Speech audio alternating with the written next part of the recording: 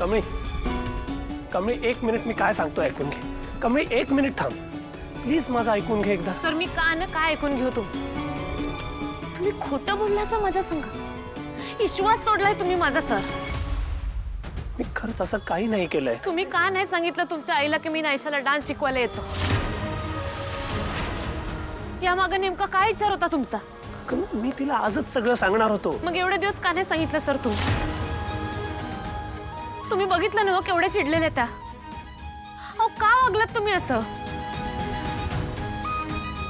मी मान्य करतो कमळी, माझ्याकडनं खूप मोठी चूक झाली. आय एम रिअली सॉरी, पण मी समजावतो तिला. नाही सर, बस आता. तुमच्या गोकुळासारख्या घरात मला आता वादविवाद नको. उगा राधिका वहिनीवर हात उचलला होते. मला सगळं कळतंय की तुम्ही मला मदत व्हावी म्हणून हे समज केलं. खरं तुम्ही त्या दिवशी दिलेल्या 20,000चं वजन आता आयुष्यभर मनाला लागणार आहे माझ्या. हो, एक वेळ माणूस पैशाचं वजन कधी ना कधी उतरवतो, पण बोललेल्या शब्दांचं काय? ते उतरवणं अजिबात सोपं नसतंय. मी तुमचं सगळं पैसे फेडणार. आता अपराधीपणाची भावना ही मनाला कायमची राहणार. नाही सर, मला वादविवाद नको. मी आधीच बोललो.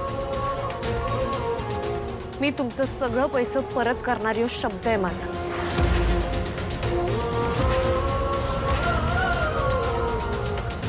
कमळी, कमळी,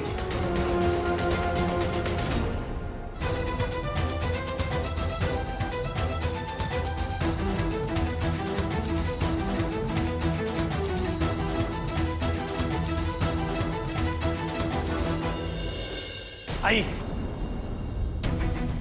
हे तुझं वागणं योग्य होतं? तू कोणाशी बोलतोयस त्याचं भान ठेव. तू तुझ्या आईला जाब विचारतोयस आणि तुम्ही दोघांनी जे केलं ते योग्य होतं का? हो, ते चुकलंच माझं. नाही सांगितलं मी आधी तुला, कारण मला माहिती होतं कमळी घरी आलेली तुला आवडणार नाही. त्यापेक्षा तुला तिला पैशांची मदत करायची होती हे सांग ना. हो आई, करायची होती मला मदत. काय बिघडलं त्यात? माझ्यापासून हे सगळं लपवून ठेवलं ना, ते बिघडलं. कळलं? हे बघ, त्या कमळीने जे काही केलंय ना माझ्यासाठी, ते मी कधीच विसरणार नाही. त्याकरता माझं तिला थँक्यू म्हणून झालेलं आहे. पण तिने पार्टीत जो माझा इन्सल्ट केलाय ना, तो मी विसरणार नाही. आणि बाय द वे, तेच तू विसरलायस. तुझ्यामध्ये हा जो बदल होत चाललाय ना, आम्हाला दिसतोय. तुझे माझ्यापासून लपवायला लागलायस, खोटं बोलायला लागलायस. हे सगळं तू त्या कमळीमुळे करतोयस, राईट? असं काही नाही आहे. आणि जे काही आहे ते पण तू कमळीशी या भाषेत बोलणं चुकीचं आहे.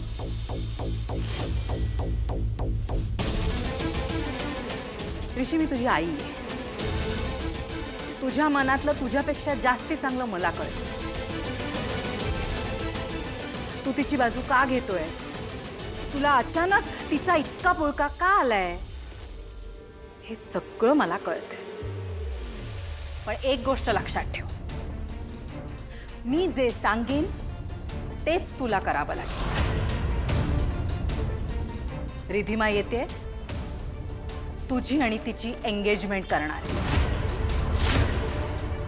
And that is final. मी काही कोणाशी एंगेजमेंट करणार नाहीये. बोलायचं नाही मला या विषयावर. एक मिनिट ऋषी,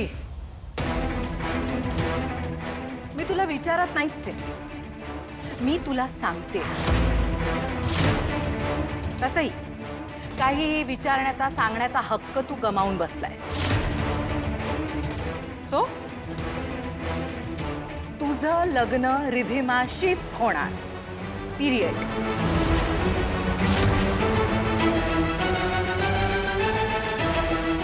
आणि राधिका, तू माझ्यापासून इतकी मोठी गोष्ट लपवून ठेवण्याची हिम्मत कशी केलीस ग? वर मला उलट उत्तर देतेस. शहाणी असशील ना, तर काही दिवस माझ्यापासून लांब राहा. आणि एक गोष्ट लक्षात ठेव, माझ्याशी बोलण्याचा प्रयत्न करायचा नाही. कळलं?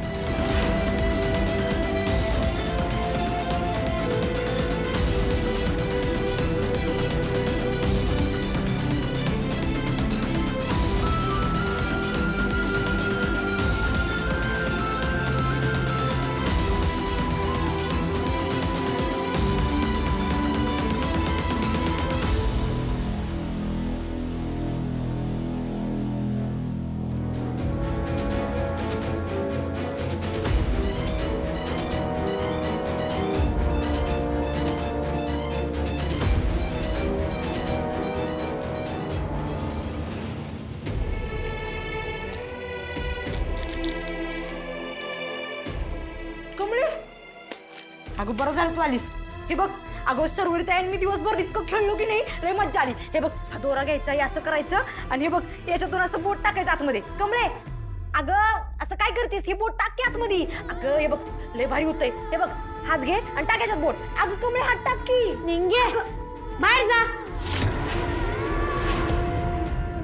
अगं कमळे, अगं कमळे, अगं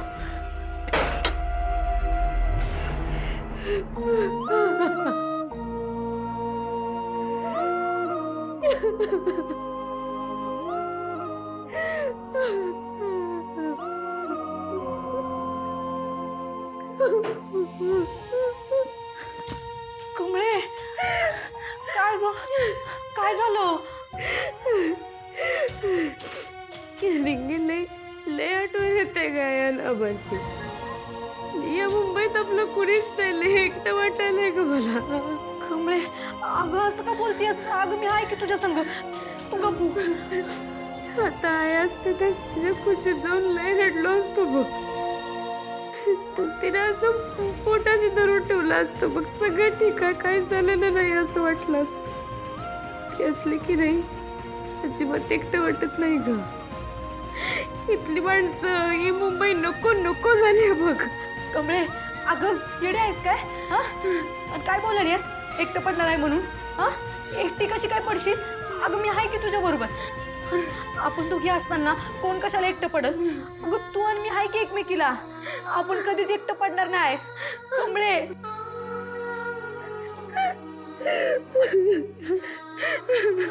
कमळे तू मला सांग काय झालं? तू का रडतीयस कमळे? कमळे काय झालं? ठीक आहे, मी ऋषी सरांच्या घरी गेलतो.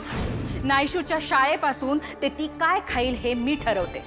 मग तिच्यासाठी डान्स टीचर हवाय की नाही हा डिसिजन सुद्धा माझाच असायला पाहिजे. म्हणजे मी नायशाला डान्स शिकवतो हे तुम्हाला माहीतच नाही? कमळे तुला एक गोष्ट सांगू, तू दिसतेस ना तशी अजिबात नाहीस. अत्यंत खोटारडी मुलगी आहेस. तुझा काय प्लॅन आहे हे मला नीट कळले. आमच्या घरात शिरायचं, नायशूला डान्स शिकवायचा, माझ्या भोळ्या मुलाला फासायचं, त्याचा पैसा लुबाडायचा आणि खोटी मैत्री करायची. काय तुला ती नयनतारा अशी बोलली? तू पैशांसाठी ऋषी सरांबरोबर मैत्री केली आणि घरात येऊ नको? होय ग. अरे सगळ्यात वाईट या गोष्टीचं वाटायला की ऋषी सरांनी माझी फसवणूक केली आणि त्यांच्या आईची देखा.